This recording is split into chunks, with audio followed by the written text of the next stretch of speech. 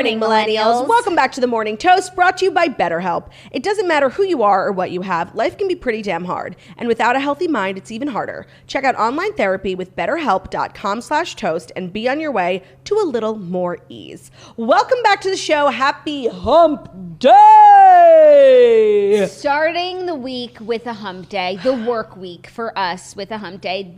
It's an amazing feeling. It rarely happens. It rarely happens. And also, it's the last episode we did was on Friday, where we were literally scraping the bottom of the barrel for something somewhat interesting to discuss. Little did we know, all we had to do was take off 2 days, Monday and Tuesday for Labor Day and Rosh Hashanah, to come on Wednesday with the juiciest show we've had in a while. Yeah, there's so much to talk about, and it's really exciting to have things in which to talk about, and some really exciting news that I feel personally invested in. Yeah, there's a lot going on. First layers, obviously, all the celebrity news that happened in the last 3 days, literally all last night, just so fucking crazy. Yeah.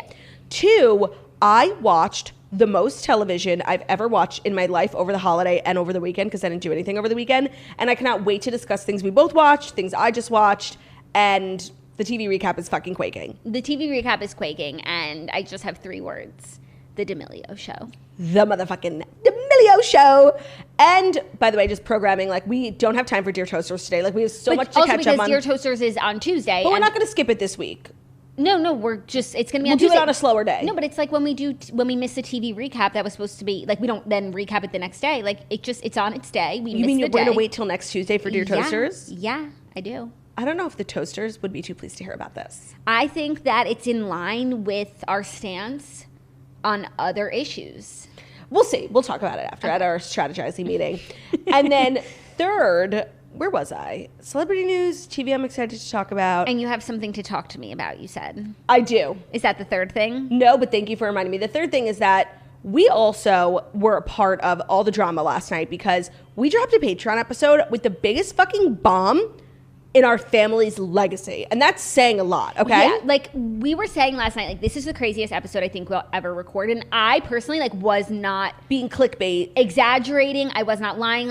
When I think about, the news that we could share, this is one of the craziest things that we've shared. Because if you know us as a family, which most of you do, it's wild. It's wild. So the new podcast is up. We dropped it last night. It's on our Patreon. Patreon is our subscription service. You guys know $7.99 a month gets you 5 extra episodes, and it gets you early access to the juiciest drops. Like last night, we were in this studio with a third person who dropped a truth bomb. And that's all I'll say. Yeah. Now to the thing I wanted to talk to you about. Great. So you recommended me this book.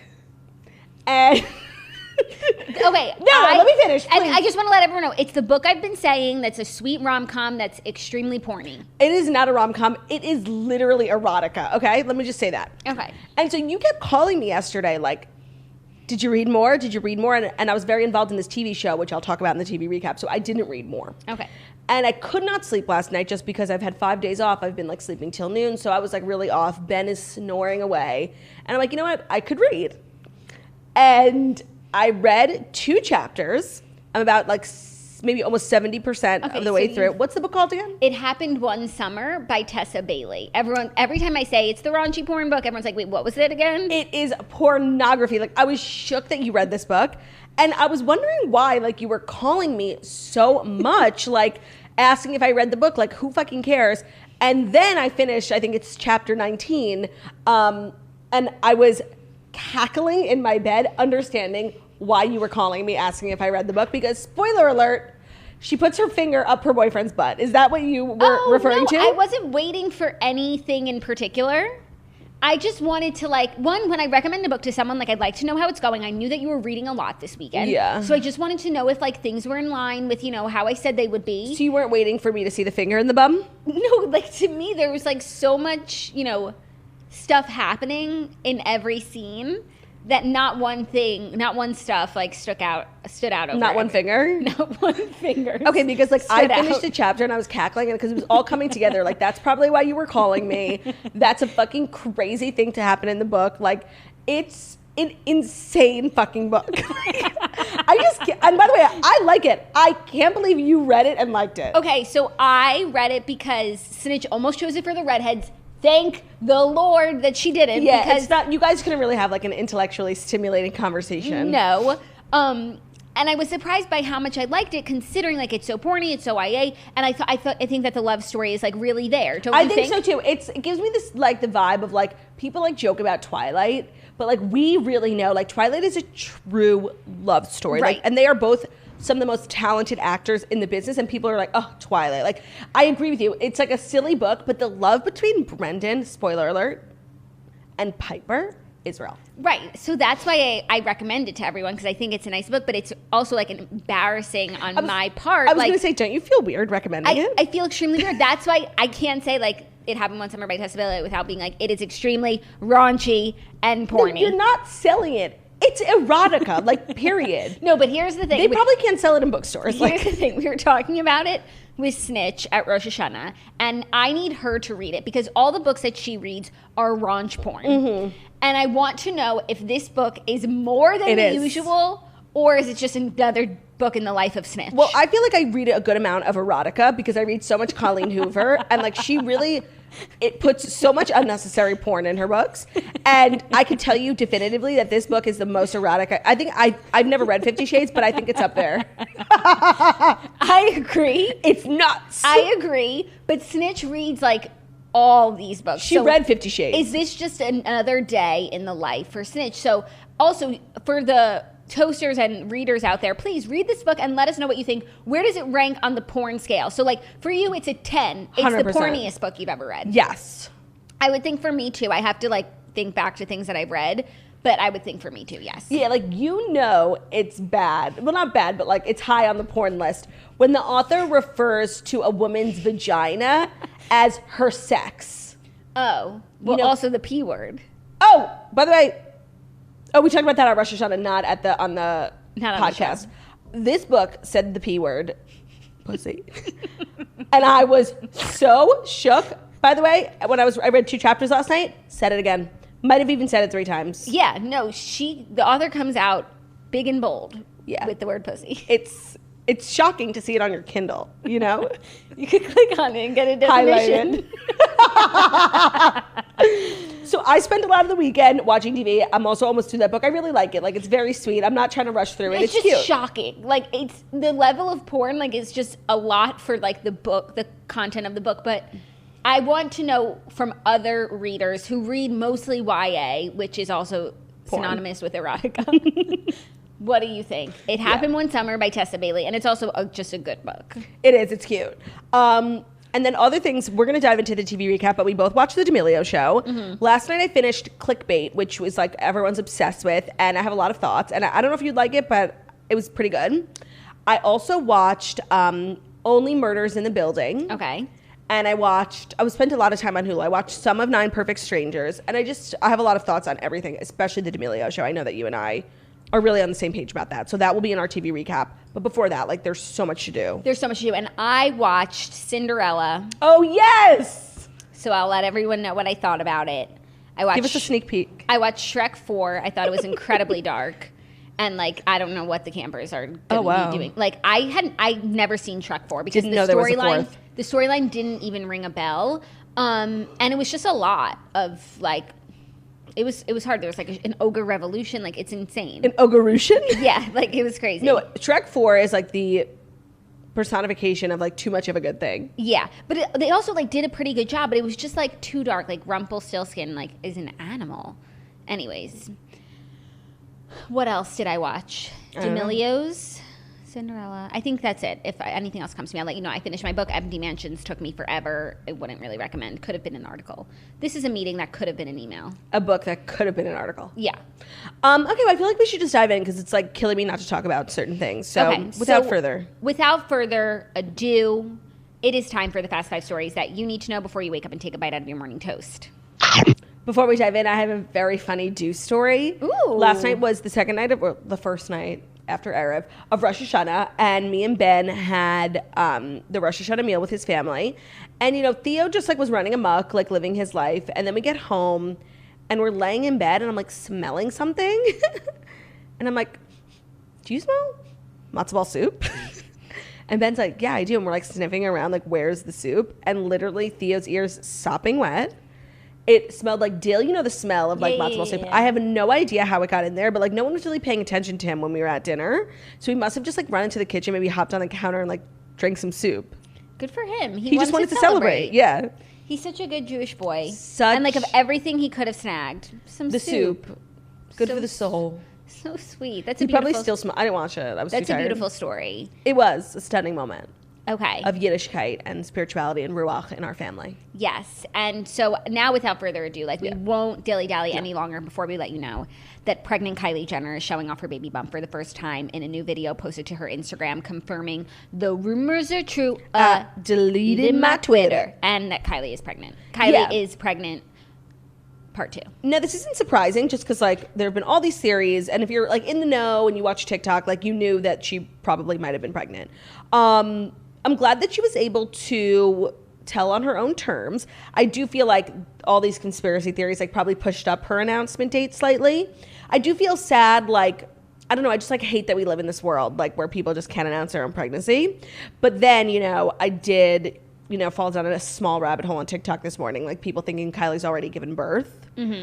Because in one of the videos, Stormy is wearing like Christmas pajamas. So like if the timeline were to add up, I don't fucking know. But I could just see Stormy being like sort of chaotic about when she celebrates her holidays. and like Kylie, of course, would never do that, but she would allow Stormy to because she wants Stormy to be happy. I don't think that's true because like for a few months, especially in the beginning of the year, like Kylie was like always with her friends. Out and about. 1942, going to the beach, like crazy stuff. That's true. So I think I saw one thing, like a comment or something that said based on her manicures in the videos and like timing that she's probably due in December. That'd be crazy. That'd be crazy. And I just want to say, like, it means something to me to be pregnant at the same time as Kylie. Of course. Like, it's... What are you, a monster? I don't know. Like, I don't know if people would, like, think that these things matter. It matters. I am just, like, over the moon. Do you feel like, even better about your decision to get knocked up now? 100%. And just, like, what a great, fabulous pregnancy buddy. And so I guess she would be, like, 2 months ahead of me. I'm hoping maybe she's, like, January. And she's just, like maybe the TikTokers aren't right. Maybe those like belly pictures were from yesterday, and that's why she was waiting to post this video till she had like more belly pics. And the video was fabulous, by the way. Like it was really so sweet to the point. Yes, exactly. So I just like it's just going to be such a fun journey. And I was the one who I did say that I thought that with this pregnancy, Kylie would be giving us pregnant Kylie content. You did say that. So I'm excited to see that, and then also like the postpartum journey. I'm excited to like hopefully line up with her and like see where she's at and all these things. No, it's stunning. Like, and the rumors are that she's having a boy just because she's been using like blue heart emojis on stuff, which is like pretty. I don't know if she would be that obvious. Pretty thin. Yeah. But then that's also exciting for me. Totally. Like maybe our boys could be friends. Maybe your boys could be boys. And they would say, "We them boys. What? We making noise." That's what the boys would say as they came out of your vagina. Out of your sex. out of your pussy. No. It's good to have goals in life, and that's one. No, it's really fabulous news. Like, I love, you know what I love? It's like, there's so many rumors about like Kylie, Travis, like Travis has a side bitch. Like, maybe it's true, but like, they always present a united front, and I just like love that for them. Yeah, no, I really do too, and I'm so happy. I'm happy for Kylie. Me too, and I loved the Kris Jenner sonogram moment. I know, but it's also crazy to me that Kylie waited till her first sonogram, which is usually around like 7-8 weeks, in order to share with Kris. It did feel like they were really surprised. You think? Like when she was in the beginning of the video, had the pregnancy test, and her and Travis were like, "What?" Like, I got the vibe that it was like a shock, like it wasn't planned. Oh. That's just me. I don't know, maybe because I've been reading like some of the rumors where it's like they've been trying and, you know, she wants another baby. Like, I just assumed that they were trying. It's possible, but... So, I loved it all, and all the like sisters are so excited for her.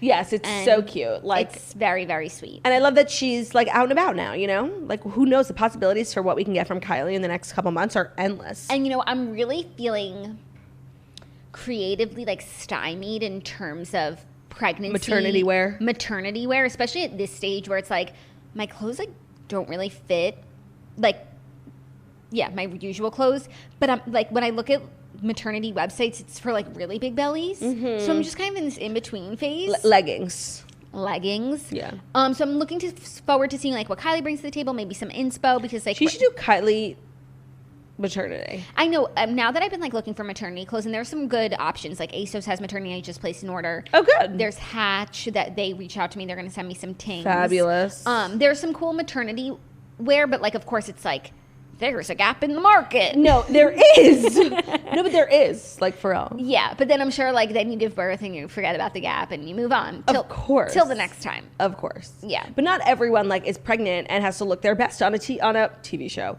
A podcast. On a TV show. Yeah, on a world-renowned Peabody Award-winning show. Agreed. Not everybody. So I'm just going to keep going with the things that stretch, and then I'll let you guys know. By the way, that's my department. Like, if you want to go shopping, just let me know. I was really, like, close to looking in Zach's closet today. No. But it's, like, no, I'm not that big. Like, that would be really, like, unnecessary. No, that would just be, like, it would actually be concerning if you were at that stage when you're only, like, 3 months or 4 months. Yeah, but I have been wearing some of his, like, bottoms to bed because... Of course. The waistband starts to get like a little tight. Oh, by the way, I sleep in Ben's undies like almost every night. Oh, nice. Clean.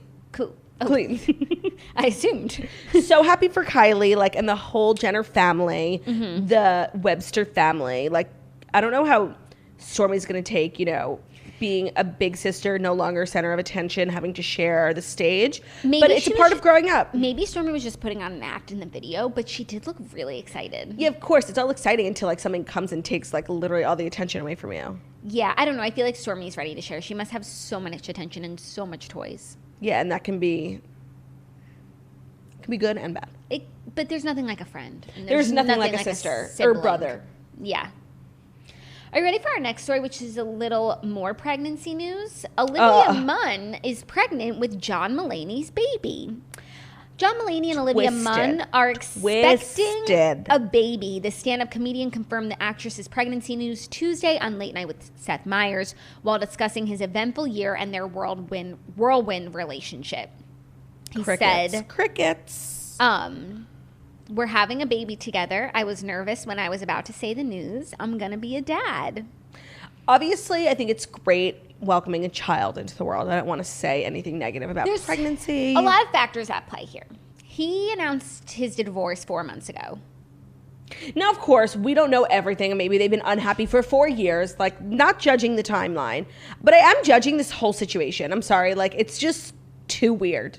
Yeah, and a picture emerged of her a few days ago. Yes, looking pregnant. Looking pregnant. So I guess that maybe is what prompted them to announce the pregnancy. Yeah, I also do. And I just want to say, I'm 4 months pregnant, and she looks more pregnant than me. Well, so I do think it's weird that he went on a TV show and gave a timeline of his, like, that's really personal. Like, sharing the pregnancy update with us is already, like, a wonderful thing, but it just felt really personal, him giving the timeline, the breakdown, like, sort of like, we didn't do anything wrong. And I was like, well, I didn't think you did, but now I do. Yeah, he said, I went to rehab in September 2020. I got out in October. I moved out of my home from my ex-wife. I host SNL on Halloween. I relapsed on drugs, then I continued using drugs. I went to rehab again, this time for 2 months. I got out in February. I lived in sober living for another month and a half. Then in the spring, I went to LA and met and started to date a wonderful woman named Olivia. So it's just weird. Like, okay, maybe the timeline adds up, but, like, it's just, yes, why do we know that? Maybe in reality, he separated from his wife in fall of 2020. And now, you know, a year later, they're expecting. Right. But from the people's POV, they announced their divorce 4 months ago. No, you know what's so weird about the world is, like, maybe a year ago, you couldn't tell me that, like, people would turn on John Mulaney. Like, he is adored. Like, he is the biggest. Are people I haven't read. I think people feel very defensive of his ex-wife, Anna. Like, she was a P-Jom. Like, they were such a great couple. Like, and so he cute. also, like, always maintained that he didn't want children. Oh, is that true? Yeah, he was on Comedians in Cars Getting Coffee, like, and comedy is more personal than food, and he said that he didn't want kids. Not that, like, never, but, you know, they're just, like... It wasn't in their plan. Yeah, and they're happy with, you know, where they're at, and... Oh, my God, that's, like, another, like, fucked up layer. Mm-hmm. No, the story's so weird, and, like, it's really... I know this is terrible, and this is just my opinion, and I don't want to send any hate to anyone, but, like, this whole storyline makes me hate these two people so much. And, like, just the fact that, like, we now live in a world where John Mulaney's, like, at the center of, like, some weird ethical scandal is just not what I expected, because he's, like, known as, like, the P-Jom comedian. Like, everyone loved him, and they loved him and his wife, and, like, I just didn't think this is how, like, life was going to turn out for John Mulaney. And now that it has, like, I personally just need to, like, digest that. Okay. Take your time. I'm really, like, not that familiar with him, so... Me neither. Like, not at all. Me, this, like... I know Olivia Munn more. Yeah, no, this is just like, it's too much. It's a lot. But ultimately, happy news for the happy couple. Mazel tov. Mazel tov. I just don't. And like the announcement was really awkward. Like maybe there's no one in Seth Meyers' studio. I don't know if he has a studio audience, but there was like 4 people clapping, and it was just like crickets. Yeah. It's too weird. Like I don't even know how to feel, but I'm just feeling not good. I'm feeling like... I'm curious how other people feel. Like people who actually like and like know and respect his comedy. Like I really don't know anything about him. I've never been a fan, but... I don't know. Just like after watching the D'Amelio show, like I don't want to say anything negative about anyone ever again. By the way. Because you just never fucking know. Totally. Like before I watched D'Amelio show, I would have said, if I thought about Charlie and Dixie, that they must be like the happiest girls in the world because look at the luck. Look at their life. And you just never know. Mm-mm. You know? Mm-mm. But we'll get to that in the TV recap. We always do. Are you ready for our next story? Yeah. Britney Spears' father asks the judge to end her conservatorship. So much news. In a surprise move, Britney Spears' father asked a judge on Tuesday to end her conservatorship, which would allow the singer unfettered control over her life, her finances, and her healthcare decisions for the first time in 13 years. Jamie Spears filed a petition with probate judge Brenda Penny, saying that recent events have shown that she should get that chance to control her own affairs. Quote, you think? Ms. Spears has told this court that she wants control of her life back without the safety rails of a conservatorship. She wants to be able to make decisions regarding her own medical care, deciding when, where, and how often to get therapy. She wants to control the money she has made from her career and spend it without supervision or oversight. She's crazy. She wants to be able to get married and have a baby if she so chooses. In short, she wants to live her life as she chooses without the constraints of a conservator or court proceeding. So I just don't feel like his intentions here are pure. I feel like he's not doing this because he cares about Britney. Like he cannot take being the most hated man in America now, and like the consequences of his actions are catching up with him. So he's doing this, I think, in an attempt to like appease the public, to get people off his ass. Not really because he cares about Britney, but at the end of the day, the result would be the same, and I'm obviously thrilled about it. Okay, I have a few more thoughts about this because I agree. He's not just like a benign sort of guy. No. Like, oh, okay. Oh, you didn't like it? 13 years? Let me fix it. Yeah. Oh, sorry. Oops. Like, oops. Okay. But I think, and I remember when all of like the trial was happening and Britney was speaking, like there are a lot of people who believe that Britney we don't know what's going on with Britney. People believe that she might need a conservator. Right. But I think the conservatorship that she's been under has been insanely abusive and controlling. And I think there was a way for what she wanted was a different conservator and more freedom. You know, like the way she was living and working and her allowance, like nuts. And her IUD, it's just like nuts. So I feel like there's a chance that she needs a conservator. Again, we don't know like the medical diagnosis or where she's at. And so by him just taking it away completely, it's like he wants to see her fail. He wants to show everyone. By the way, the way that thing was worded was definitely patronizing. Like, all right, she doesn't want anyone to look after her medical care. Like, no one will look. Yeah. I feel what you're saying. Like, it doesn't seem like this is like an actual like white flag surrender. It's like, all right, fine, you don't want my help? Don't take it. Yeah. It sounded very bitter. Yeah. And also I just can't really believe after 13 years of her, privately probably telling him please begging, stop. Yeah. And now publicly that all of a sudden he got the had picture. A change of heart. Yeah. So I do think there's something nefarious here going on. He's trying a different route. Color us skeptical. I am skeptical. But ultimately, I still think if it's between being conserved with Jamie or no conservatorship, obviously no conservatorship. Yeah. No, it's just like a crazy whirlwind. I don't know if this petition he submitted will actually get it done, though. Because it seems like everyone in this case, the judges, everyone is somehow being bribed or is involved. So, no justice ever gets served. It's like we're, running in circles. Yeah. So maybe this is Jamie, look, I'm a hero. Oh, but the judge didn't allow it. I have to stay. Yeah. So I just don't buy any. Until Britney is freed, I won't buy anything. I agree. I'm so skeptical. I mean, we keep getting these updates that seem like good updates or seem like big news. And then he's stepping down. And then it's wait, no, he's not. Did anyone actually read the report? Right. There's so much fake fucking news. You're totally right. So until she's on her Instagram on IG Live, saying everything she wants to say, driving in her car on IG Live with a handheld, hands-free device, I won't believe it. Yeah. but we are hopeful. Yes. But skeptical. Oh, yes. Oh, yes. Cautiously optimistic. Okay. Now some next big news. Just, they keep coming. We're 5 for 5. Like, we don't have time for bullshit stories today. We are 5 for 5. Scott Disick and Amelia Hamlin break up.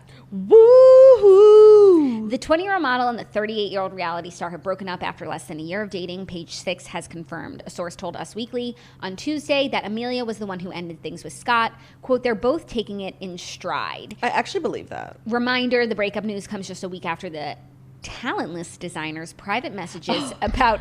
That sounds funny. Yeah, about ex Kourtney Kardashian were made public. Obviously, Scott messaging Eunice, yo, is this chick okay? Definitely, like we said...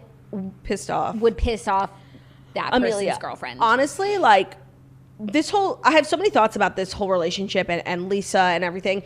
But if this is how it played out, like, Amelia felt like hella disrespected by all this. I actually have a lot of respect for Amelia because the way that it looks is like, of course, like, Amelia will never break up with Scott. Like, it's the most relevant, famous person she'll ever date. Like, her whole family, like, pretends not to be excited, but they are. Like, so if she did actually break up with him, like, out of respect for herself, like, you can't be going around, like, embarrassing me. Like, I have a lot of respect for that. I just have to say, I don't know if that's how it played out. That is how this article made it seem, but you really never know. But I will respect that because that is an admirable thing to do, to have self-respect in a relationship like that. Right. We had assumed last week it was just another day in the Disick household. Right. Like, that wouldn't bother her. Like, in a relationship like that. You don't like it? Go to your room. Yeah, no. in those types of relationships, like, you don't really get to be mad. Like, it is what it is. Yeah, or you can go. Yeah, you don't like it, leave. And so, perhaps she left. And so that does give me, like, a little bit of, like, look at Amelia. Respect. But now we have to talk about Lisa Rinna and her, like, social media antics in the last few days. Like, she posted a picture of Harry Styles because, like, on Real Housewives of Beverly Hills, when asked about Scott, she pretends to be upset and she's like, why couldn't she have just dated Harry Styles? Like, all right, get in line, Lisa, first of all. Second of all, she posted the picture of Harry, leading people to think that, like, maybe they were not doing well, Scott and Amelia, and then this whole news came out. And she responded to someone's comment, just, like, confirming that, like, you know, she was just, like, putting herself in the middle of it. And, like, honestly, now that the relationship's over, it's so easy for, like, Lisa to be like, oh, well, I didn't like this, I didn't approve. But, like, where were you? Right. Where were you when your 19-year-old daughter was dating almost a 40-year-old man? Yeah. Like, it's easy to be the hero now. Yeah. But where were you? Like, pretending on Beverly Hills, like, oh, Disick. Like, stop. Yeah. We're not buying it. No, we're not. But that's that on that, I guess. I'm so thrilled to no longer have to not talk to avoid go talking out of about my them. way talking about them. Hopefully he engages in an age-appropriate relationship. Good luck. Hopefully she does as well. I don't think so. You don't think so from either of them? No, I'm sure Amelia will find someone her age, but Scott. Yeah. It's a pattern now. Yeah. And that's where it makes it difficult for me as, like, a fan of his, like, to really respect anything he does. Big time. Big time. Are you ready for the final story? For what? The final story.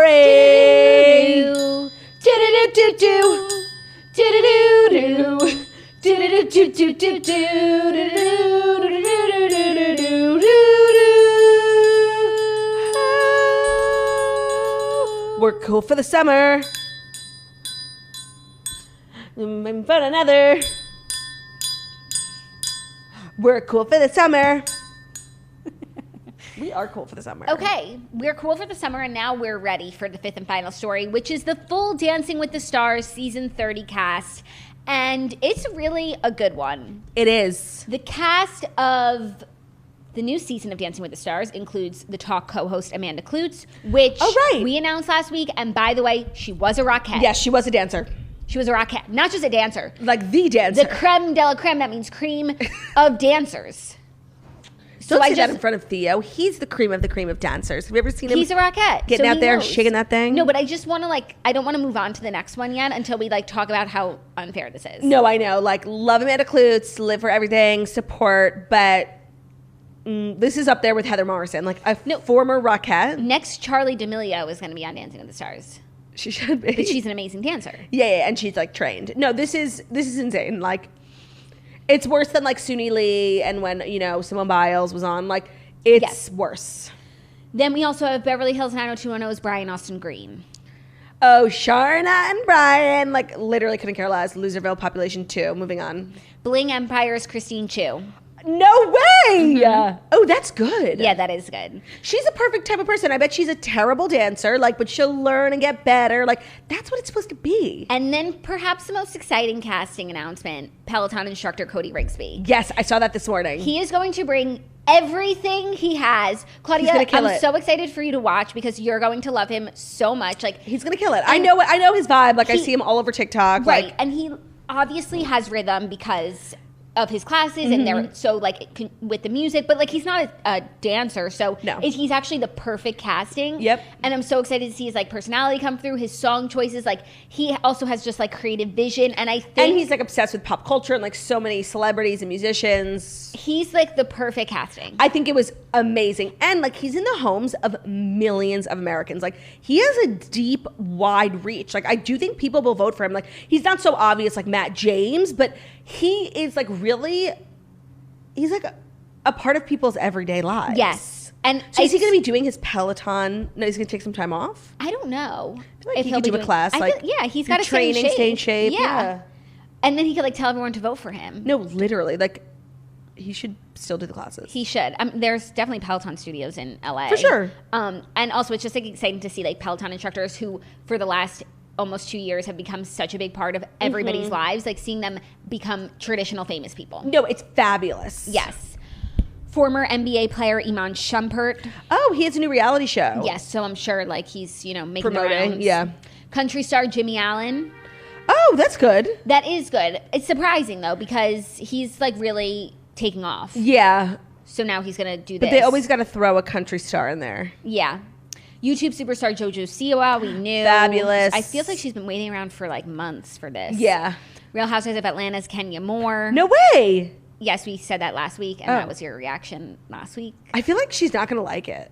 No, I don't think so. She really likes to be in control of things. I don't think she's going to like it at all. I feel like she's going to like pull Elisa Vanderpump and like fake break her ankle or something. I agree with you. Cobra Kai's Martin Cove. I don't know who that is. The Bachelor's Matt James. Yes, there's always someone from The Bachelor. I did see a video of Matt dancing because he made a TikTok with Suni Lee. And I don't know why I just assumed like he was a good dancer when he literally has no rhythm. He was like atrocious. I saw him make a TikTok with Tyler C, the one with their shirts off. And I thought it was good. I remember that one.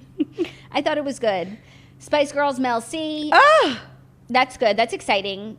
Wait, Mel C, sporty? Mel C, sporty. Oh, wow.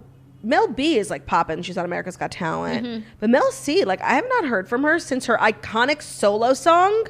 How does it go? She released a solo song that I think is one of the best songs ever written. Whoa. And just give me 1 second. It's worth. Mel, which one? C.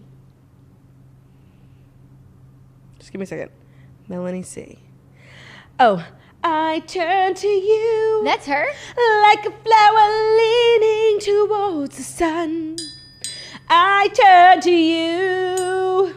'Cause you're the only one who can turn me around. When I'm upside down, down, I turn to you. So good, right? So good. I didn't realize that was her. Yeah. Then The Office's Melora Hardin. They don't watch The Office. Oh, by the way, yes, that is Jacqueline from The Bold Type. From The Bold Type. Wow, love that for and her. And she's also the principal from 17 Again. Okay, and sure. she goes out with the guy. Yeah. So good. I love her. Yeah. Okay, I'm excited. I'm so glad she found, a new project after The Bold Type. Yeah. WWE's Mike the Miz. Oh. Mr. and Mrs. Miz. Miz and the Miss. That atrocious reality show. Like Mr. and what is it? No, it's Ms. and Mrs. Oh, okay. Okay. I think. I've never seen it. Me neither. The commercials are enough to make me know it's literally the worst show on television. Okay, Olivia Jade and Suni Lee. Okay, just run through like the two most interesting girls. We spoke about them last week. I cannot believe the Olivia Jade rumor was true. Like, I hope that she has fun. I think that enough time has passed. I hope that people don't like make fun of her. Like, she's just a person. And I'll be rooting for her like 100%. Yeah. Who do you think's gonna win? Well, it's tough because you have to be really popular, but you also have to be good, because at some point your popularity can only take you so far. So like that's my concern with like Matt James. Yes. You know, I don't think he's a very good dancer, but I think of course his fan base will take him, you know, halfway there. Yeah. I think that JoJo can make it really far because she's very good and very popular. You have to have both. That's true. I don't know what Amanda Klutz's like following is like. Does she have like, you know, she has mature women who are not going to be staying up all night, you know, calling a million times, but her skill could get her very far. Right. Right. So I don't know. JoJo Siwa is definitely a front runner. Suni Lee is definitely a front runner. Yeah. I don't know what Olivia J dances like. I feel like Melora Hardin like could be someone who's just like people definitely like want to root for. Yeah. Yeah, that's totally. like that other season that we watched where the woman from The Office, yes. who's the alcoholic who works in like accounting. Yeah, she yes. made it really far, even though like she doesn't have like a gaggle of millions of followers who are like waiting up, like texting, you know, using 3 different phones to send their votes in. Yeah. So it'll be actually a very interesting season. My only problem with becoming a fan of Dancing with the Stars, which I literally became last year, is it's such long episodes. It's similar to The Bachelor. Like they have a million commercial breaks. They have useless like packages like of people yes. dancing through LA. Like just show us the dancing and give us a score and move on. Yeah. They waste so much time. They can't help themselves. They can't. It's like an ABC trademark. Okay. Well, it premieres Monday, September 20th. If you want to watch. And speaking of TV, we must get into the TV recap. Let me open my list, but let's definitely start off with the D'Amelio show. They have a reality show on Hulu. If you haven't watched it, I really do suggest it. It's much different than I thought it was going to be. Yes. And I think that was good and bad, because just from an entertainment perspective, I really liked getting to know the girls and their business. But I do feel like the whole show, every episode was about the same thing. And it's an important conversation for sure. But I'm just saying from an entertainment perspective, it did get like a little like repetitive at the end. Yes, I agree. It was really surprising. Yeah. I thought this family was getting a show and it was going to be like silly family antics. And like fabulous events, you know. Like most family reality shows are. And, you know, you get a little bit of the real life and whatever, but it'd mostly be like them, you know, doing silly things. Right, like going to an art class. There was really not that much that was silly about this show.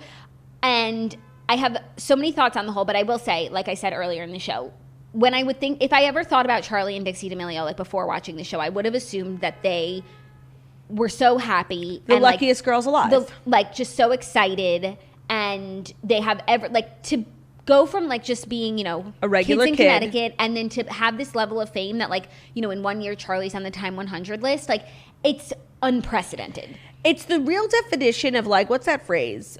Be careful what you wish for, because you just might get it. Yeah. So I was not prepared to see. And to me, when I think of Charlie and Dixie, like, they're so loved. Charlie has the most followers on TikTok because people love her. So I was so surprised to see how much hate they deal with, like how it affects them so. But I also think that they don't have good systems in place for dealing with it. I completely agree. Like, it was shocking to see, A, how much they get, and B, how it really bothers them. Like, they're not just like these larger than life figures. They really are just like fucking 16 and 19-year-old girls who, like, if you were in high school and somebody came up to you and called you musty, like, you would cry. And so they cried because they're children. Right. And it's so crazy when you keep reminding yourself that Charlie is 16, and then you like think back to where you were at 16, and like if someone was like capturing my personality on a reality show, and also like her personality, it keeps changing episode to she's episode evolving because she's a teenager and like totally. She doesn't know who she is yet. No, and Charlie's so young, but like so is Dixie. Dixie's now like Dixie's the older one, so I think like people give her less grace in that sense, but like she's still fucking 19. She can't even have a sip of alcohol. Exactly. It's crazy. And I was thinking like at their birthday party, like Charlie at the end, I'm like, are they drinking? No. And I mean, they don't seem like that. I wasn't getting drinking vibes from any of the show. Yeah. But like the fact that they sit on their phones all day, they wake up, roll over, grab their phone and read comments, like, is so unhealthy. And I would have just assumed that like most people who are that famous don't read comments. Right. But they got really famous like from the comments section, from the comment section. So, okay, they're probably like accustomed to reading comments, but like, why, after watching the show, I'm like, they should have 2 phones, one for posting TikToks and like looking at Instagram and all those things, and like one for texting their friends. Mm-hmm. And like, they should not be allowed to be on that TikTok phone all fucking day. And they sit around with their parents and they're like reading mean comments about themselves, like while they're trying to have a conversation. And it's like, the parents should be like, get off your phone, like, because what they're doing on there is so harmful. Yeah, honestly, like, there's one part of the show that gave me a pit, and I'm not critiquing anyone's parenting at all, but I did because not the parents get are great, in uncharted territory. Of course, and they admittedly they said like we have no idea what we're doing. I just feel like there's more that they could be doing to protect their daughter's mental health. Like, you know, Charlie's having a breakdown, Dixie's having a breakdown, and like they're filming it, and like literally the filming is it's the antithesis of what they need. And, you know, they told Charlie to take a break. They cleared her schedule for a week and thought that it would fix. And I'm sure it definitely helped, like, clearing her schedule for 1 week. Like, no, girl needs, like, a 6-month break. Like, I just feel like the parents kept giving me a pit. And it's like, they live in this house that, like, is paid for by the kids. It just feels like this, like, kind of really weird, backwards type of dynamic. And I just felt like I wish that, and maybe they do it and we don't see it. I just wish that like the parents had handled a lot of the things differently. Well, towards the end, Charlie's changed her schedule. She only works 3 days a week, and it's between 11 and 4. And if you want to work with her, and I think that's much Smart. healthier. And it must be really crazy. And I almost wish, I know that they would never share this, but like, explain to us how much money you're making that's worth putting your kids through this, because I'm sure it's so much money. Right, if it, and millions. You know what? And most people would choose like that and this. The Truckers for Charlie. Truckers for Charlie over going home to Connecticut. Of course. But like for the average viewer, it's like, how could you be putting your kids through this? And the dad keeps saying like, well, if it ever gets too much, like we'll go back home, we'll call it quits. And it's like, we have reached that point. To me, it looks like it's too much. 100%. The girls are so miserable. They're crying every single day, multiple times a day. They can't enjoy like regular things like meals with their friends or with their family. Like they're broken. It's so sad. It's so sad, especially considering those are girls that I would consider have a net positive life experience on the internet, because they're so loved. I had no idea Charlie gets so much hate, like, or that right. Like, they've never had like old tweets resurface. Like they never went through major scandals. They're not controversial at all. They're just like beloved. They are, all these brands want to work with them. Like, and then to hear that, like, you know, and I think it was Avani said it, you know, the hate stresses you out when you're working with brands because you don't want the brands to see it and be like, maybe we shouldn't work with this person. And it's like, but the hate is so unfounded, and it's like, it's so crazy. It's like you think you're doing something wrong when like you didn't. Yeah. Yeah. So they like stress out about that. They stress out about everything. And also like the level of like social anxiety that they have. Even like the friends that they're with, the people that they're friends with, like TikTokers, like, yeah, I don't leave my house. It's like, you're 16-year-old girls. That's not normal. No, it's so sad. And like when Avani was like, when I go to a restaurant with Charlie, like both of us are too like nervous to order. Like, yeah, no, like, and then when they were talking about Noah Beck, who I literally adore, they were like, he's just neurotypical. Like, he doesn't have any of these issues. And I'm like, you know what, you're right. Like, there's such a difference in the way he speaks on the show, like, versus Dixie. And Dixie gets a lot of shit because she's, like, monotone and she's, like, quiet. But the thing is, what I learned from the show was, like, you think you know these girls, like, you don't know them at all. Yeah. And her relationship with Noah was the best part of the show. I'm such a Dixie fan. I followed her after the show, like, I feel like she actually had a lot of growth on the show. Yes, from episode 1 to the last episode, like, it's a brand new Dixie. She's really blossomed. And I love that for her. Like, and you know what? They made a good point because, like, of course, they get so much shit. Like, Dixie's not a real singer. And she's like, okay, but if you were getting these opportunities to, like, you know, sing and perform at, wouldn't you? Like, yeah. It's so moronic. But it's just crazy because the way that I saw it, not that I thought that much about them before, but, like, Dixie and like became really famous, and then she put out a song, "Be Happy," and then I was like, everywhere was so popular, and I was popping, and I never realized that like her singing career was fraught with all this hate. Yes, yeah. I had no idea because like her songs were so popular. Well, that's what people on the internet do. And by the way, those girls also are really very poignant, and like they get so much hate, and those moron boys that they're friends with, like Bryce Hall, like they get no hate, and they actually commit crimes. Like Bryce Hall like starts fights in restaurants, and like everyone loves him. And like Charlie and Dixie released a YouTube video where like they spit out a piece of food that they didn't like, and it was literally worldwide news. Right, I remember that news. So like there is this insane double standard, and it's like crazy that these really young girls like are able to point it out, especially as it perceives to like cancel culture getting canceled. She was like, these boys can do whatever they want, and like I do something like benign and I'm a criminal. Yeah, but when I think of like I don't think of them, but like Bryce Hall and the others whose names I don't even know. Okay. And it's like because they're doing their criminal activity and they're posting to TikTok, but like they don't have a drink with Duncan. No. Like so even though they technically get away with more, they don't get the opportunities that these girls get for being such great, because they're the great girls that they are. Yeah. You know? That's true.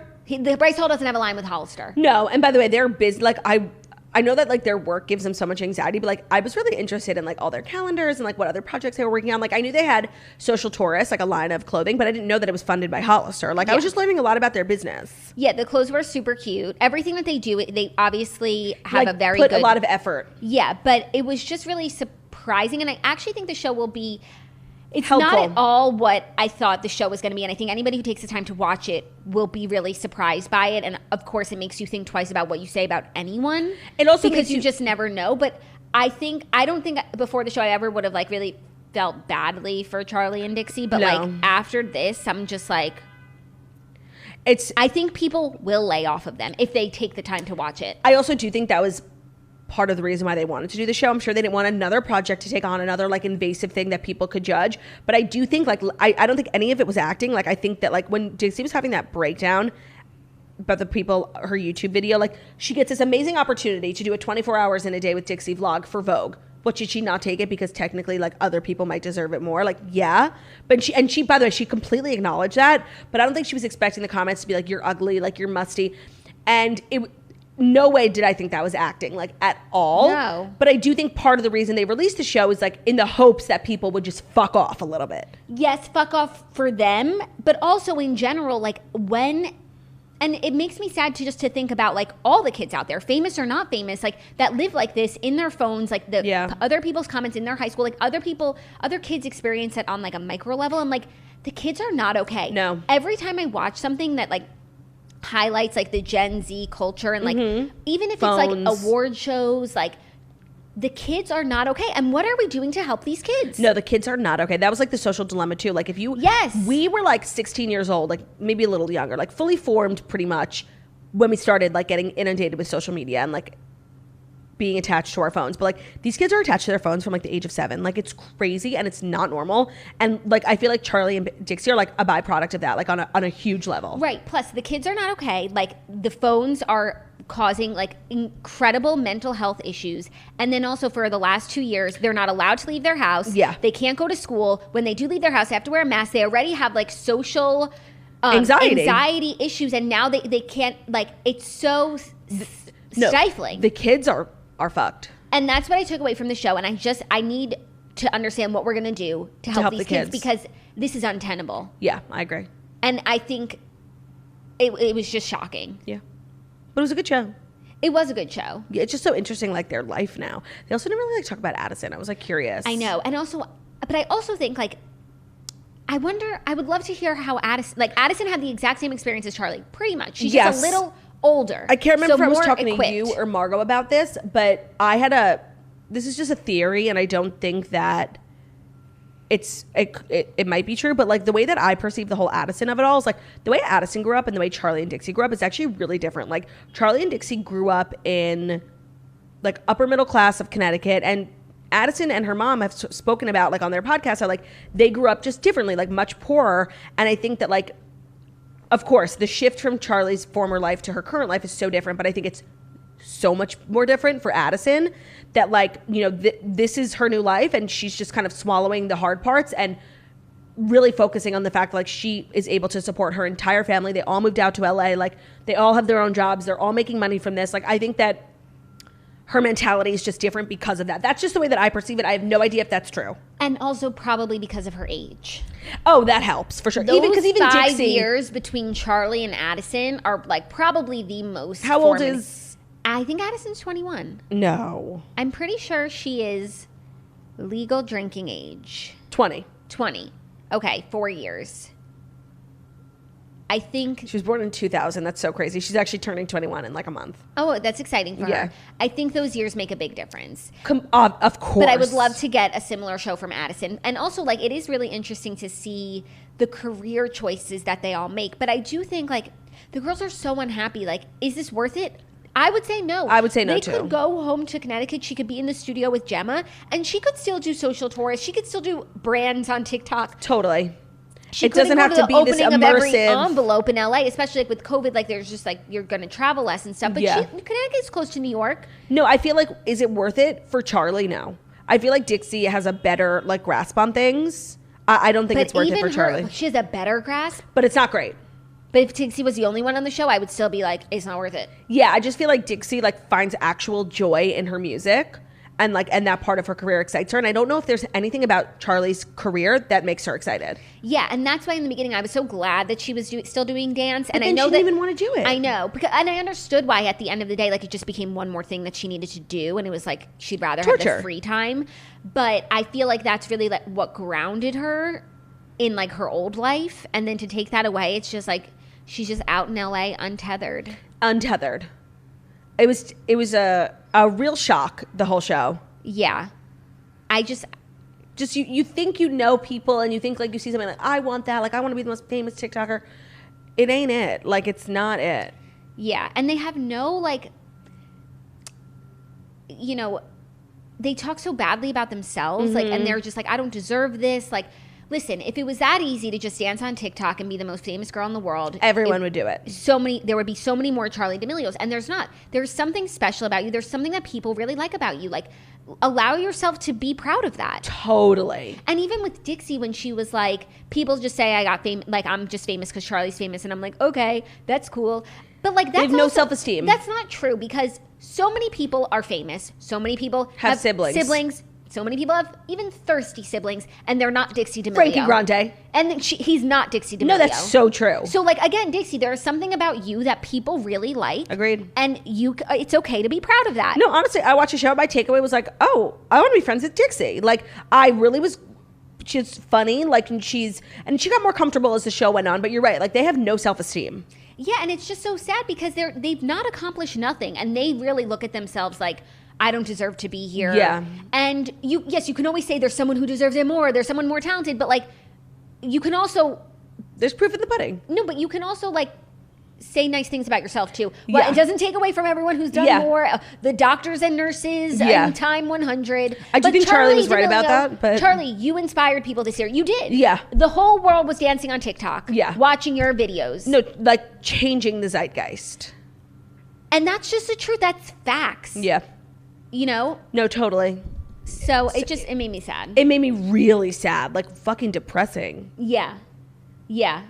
Just you really never gonna know what's going on behind closed doors. And this is like the real message here is like what you see on social media. I know everyone says it, but like this is like an actual adaptation of what you see on social media versus screaming, crying in your bedroom. Like, just please keep that in mind. Like when you're scrolling social media and everyone's life looks so fabulous, like they cry in their rooms too, and they have body image issues. Like it's just, this was like an actual personification of like what you see versus reality. No, and it was probably the most drastic one I've seen. And what's so crazy is like the hate they get is like actually coming from 11-year-olds. Like the kids are not well. No, they're seriously not. Any other thoughts on the D'Amelio show? I think I'm good. If something else comes to me, I'll bring it up. I started watching Only Murders in the Building, which is a Hulu show that I've been hearing a lot about that like I was so confused about because I'm like, why are Steve Martin, Martin Short, like a iconic comedy duo for the last 50 years doing a show with Selena Gomez? But I watched it because I read somewhere that like some, you know, magazine rated it like the best show ever released on Hulu. And I was like, oh my God. And Ben loves Steve Martin and Martin Short. And so we watched it together. And I have to say, I was so pleasantly surprised. First of all, the concept of the show, can I just tell you what it is? Yeah, there's a murder in the building. Yeah, there's a murder in the building, but like there's 3 like random people in the building who don't know each other who are obsessed with true crime podcasts, that they start their own podcast to solve this crime in the building. Like, and it turns out there's so much more going on in the building than we had originally thought.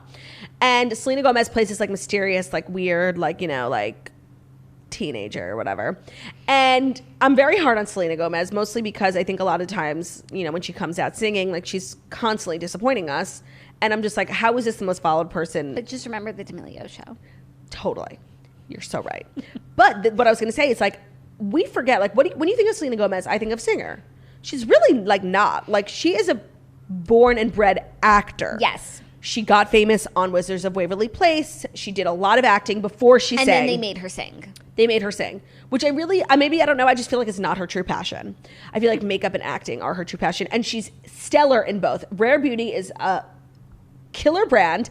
And literally, Jackie, I was shook. Because, you know, like when someone that famous is in a TV show and they're not like a great actor, it's like you're just distracted by their obviousness. You know, yes. Like they're not blending into the show as like a real member of the person who lives in the building. She's excellent. Like I have to say, I was really surprised. Like She is such a good actress, and she has a big role, like main character.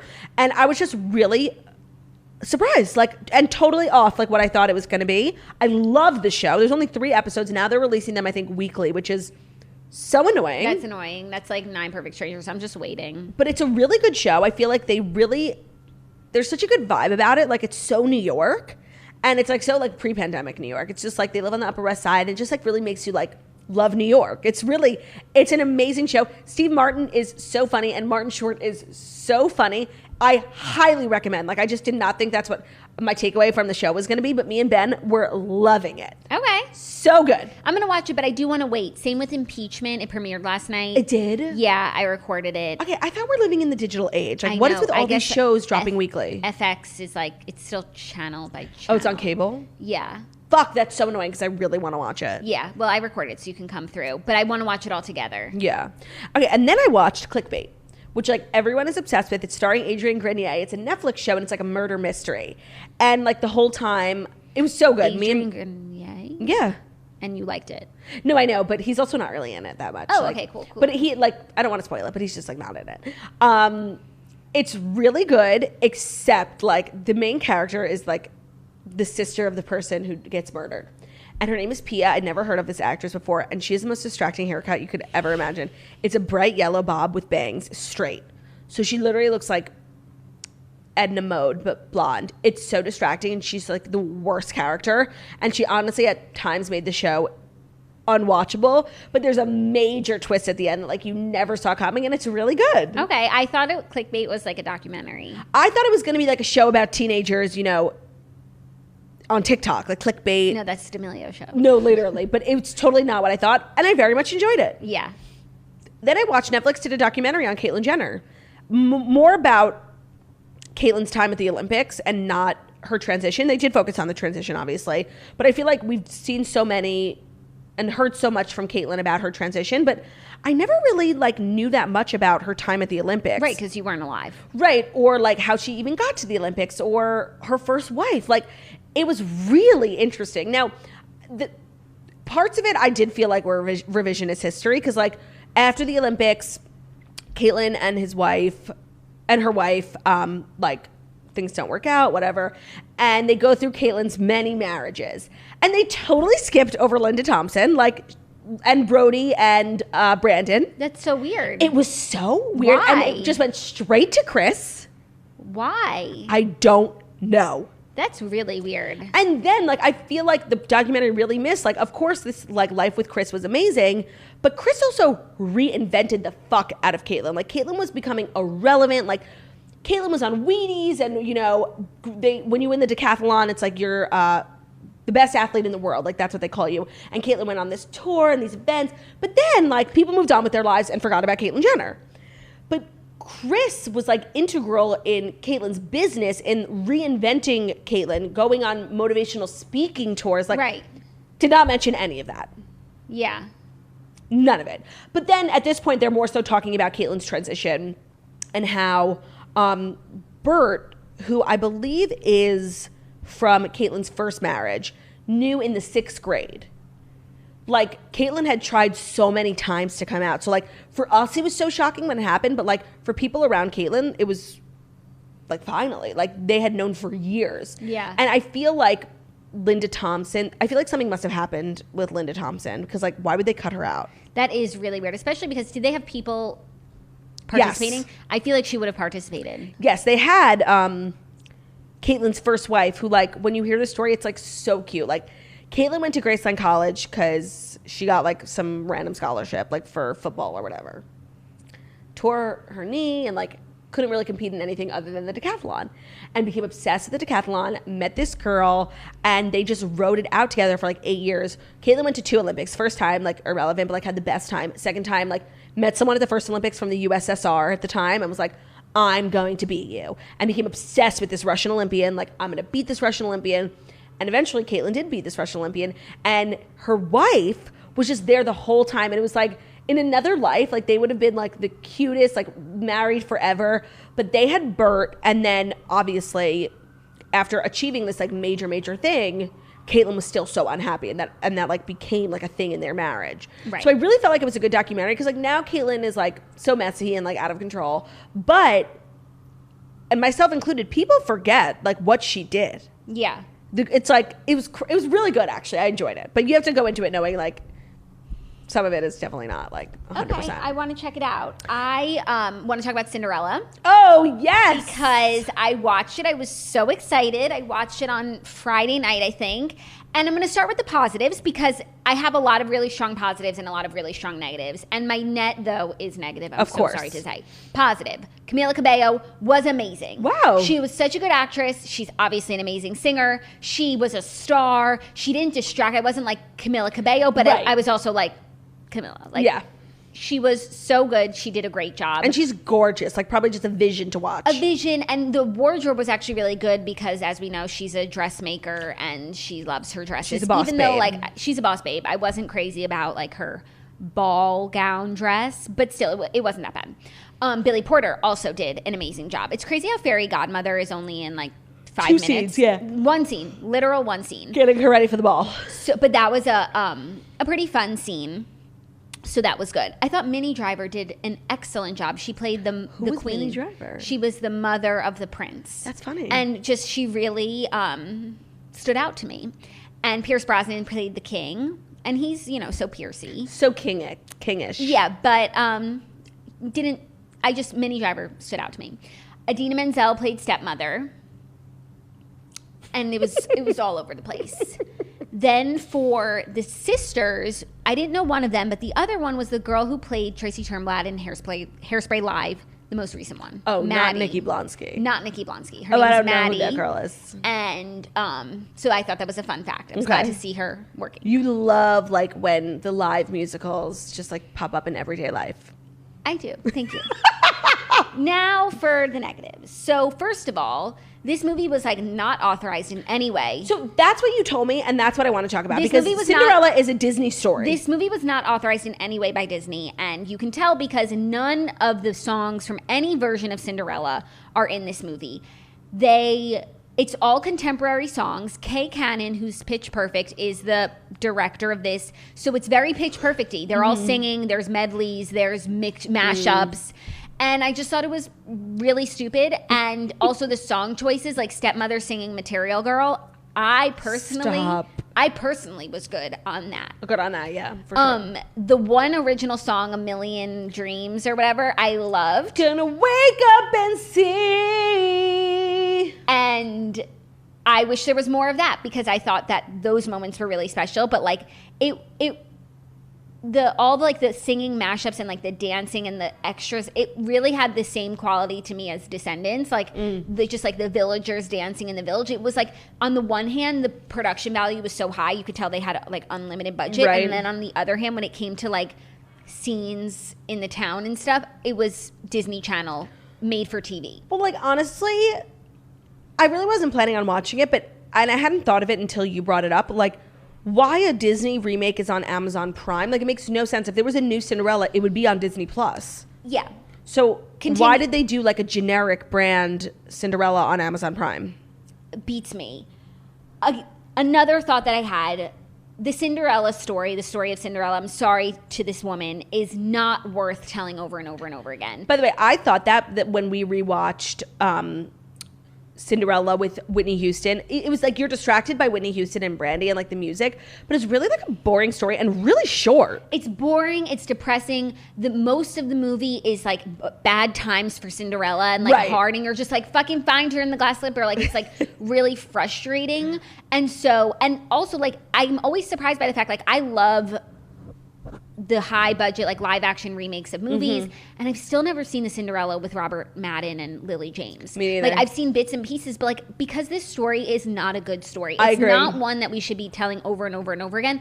And then in this Cinderella, they changed the story a little bit, and that made it worse, honestly. Of course. Like the end, I guess I won't spoil it for you guys, but like she told me, and it's moronic. Like my eyes are just rolling in the back of my head. Like it's just so dumb. They wanted to be like so like new and different and like progressive, and it's just like it's an eye roll. It's just they're trying too hard. Also, they're trying too hard. The thing is with these like Disney movies, What? One of us watched it. Wait, no, but I'm just saying, like, with this whole thing, like, Disney movies are obviously, like, very old school. Like, there's a princess who needs to be saved by the prince. And I don't know if the answer here is to, like, redo this classic stories and make, like, the woman a feminist. Maybe it's just, like, make a different movie.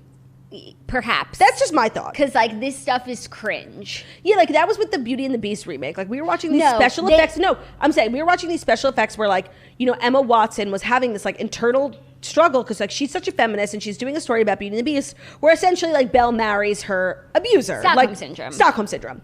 So she was, like, trying to, you know, internalize that struggle. Give Belle agency. So she, like, hiked Belle's dress up and it was an attempt to make Belle look more industrial, whatever.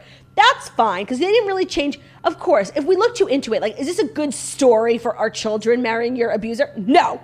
But it's a story. Like, it's a movie and it's just not that serious. Like, so. And if you want to make a serious movie, go do that. A different movie. Yeah. But what you're saying is, like, they took the Cinderella story and changed it. They changed the end. Yes. I'm not a fan of that.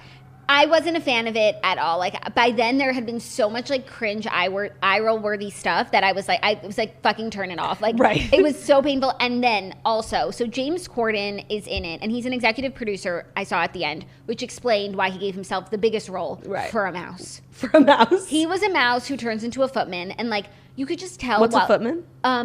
Carriage. Got it. Man. Got it. With the reins. And squeegee girl who does the boat side, exactly. carriage man and with like the reins. in all other versions of Cinderella, like, you don't know who played the mouse and the footman. Mm-hmm. Like, it's just a mouse and then a man with the wig. And he thought that he was hysterical. He thought he was the star of the movie. Like, they don't stop, like, the conversations among the mice. Like, in every scene, the dialogue just ran on way too long. Like, you could just tell they thought they were the funniest people ever in every scene, and it was like, it's not funny. No, I mean, there's like a viral moment going around on TikTok now. What is it? Where, like, Billy Porter transforms her when she screams, and she's like, "I look amazing," and he's like, "Yes, future queen, yes!" Like, and everyone's just like cringe. It really was cringy. I don't even know, like, the context. I want to just let you know there were so many cringeworthy moments in the movie that in watching it, that wasn't even one of them. Oh, it didn't even stick out to you? No, because I liked the dynamic between Cinderella and Fairy Bear, and they did a good job, I thought. And so it's funny that that's even, like, getting knocked. No, and, like, it's really painful to watch. Yeah, it was not good. And I had actually really high hopes because the trailer looked amazing, the cast was amazing, and Camilla just came out swinging, and I was like, oh, she will carry this film. Yeah. It was so long. They thought they were doing something. They were doing nothing. I'm sorry you didn't enjoy it. Yeah. Well, when you told me you were watching Cinderella, it reminded me that I wanted to watch Cruella. And I know I'm, like, the last person to watch Cruella, but unbelievable film. Like, if you have kids or if you're just, like, an adult looking for a good movie, there are no good movies out. Watch Cruella. It was incredible. Okay, I'm going to. I can't believe you didn't see it.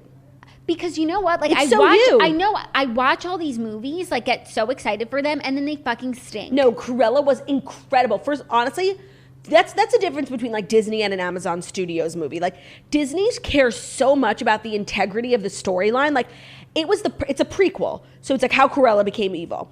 And it's literally, like, the perfect prequel. There's no stone left unturned. Everything from the original, what you already know about Cruella, makes total sense. Like, there's no bullshit. It's so good. And then it's also so contemporary. Like, it was amazing. I can't wait to watch it. Did you watch with Theo, though? I did, and he was losing his mind. He wasn't triggered? No, he was just even though Cruella does what she does. Well, one day.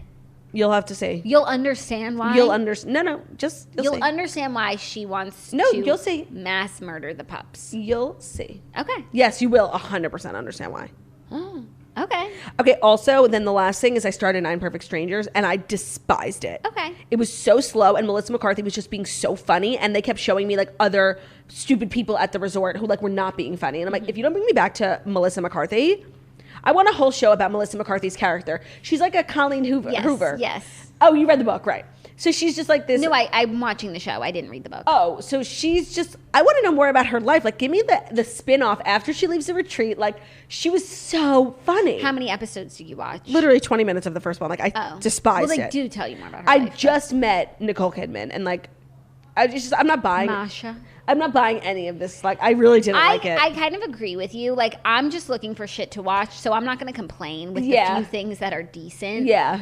But it's so dragged out. Again, these people constantly think they're doing something. Yeah, that's so true. That's like literally and they can't. The theme of Hollywood. They can't stop themselves. No, they can't see themselves. And you they know, can't like shorten anything. They can't cut anything. Like, it's painful. It is. I don't think I'm gonna finish it. Like I don't even like. Don't. I wasn't compelled at all. Life's too short to watch shows that don't. Especially when I have joy. an erotic novel waiting for me.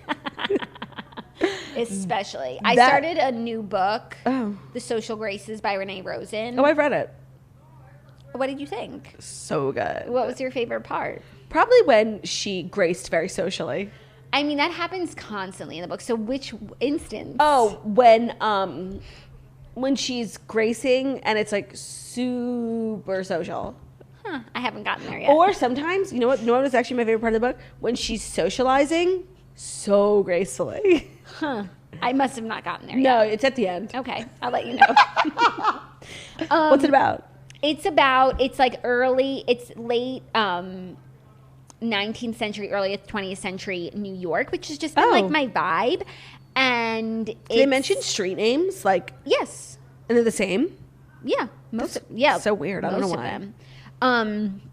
And it's about Mrs. Astor and Alva Vanderbilt. It's like a, changing of the guards society vibes. Wow, that's like, maybe you'll read about Anderson Cooper. I hope not. Like, I seriously hope not. Oh man, that's funny. Well, enjoy your book. I'm Thanks. gonna go home and read my erotic novel if that's okay with you. Sounds so great. I'm actually so booked and busy today. Just gotta get a glass of wine, dim the light. Get erotic, Theo, get over here. Literally. Actually, no, my housekeeper's here today, so maybe I'll wait till she leaves before I go ahead and read the erotic novel. That's a good It just idea. makes me feel weird. As it should. Even like last night, like Ben was asleep and I'm like reading an erotic novel. I just felt like I was doing something wrong, Like I was just trying to fall asleep and I had this book and I was like, my sister made me read it. I'm not doing anything wrong, but like Ben's sleeping and I'm like, I'm like such a stereotype, like lonely housewife. Like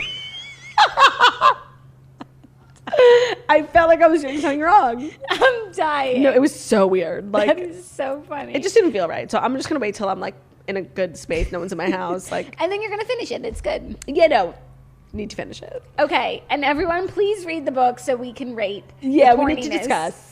Read the book. Enjoy this episode. Check out our Patreon. New episode, first of the month, with a special guest announcing a big, big announcement. We're not being dramatic. Big tings. Patreon.com/Morning Toast. Thank you guys so much for listening to The Morning Toast, the Millennial Morning Show, where we deliver the fast 5 stories that you need to know every Monday through Friday on YouTube. So if you're watching this on YouTube, please feel free to subscribe, please, and give this video a thumbs up. We're also available as a podcast anywhere podcasts can be found. So that's Spotify, iTunes, Stitcher, Public Radio, iHeartRadio, CastBox, all the places. So wherever you listen to podcasts.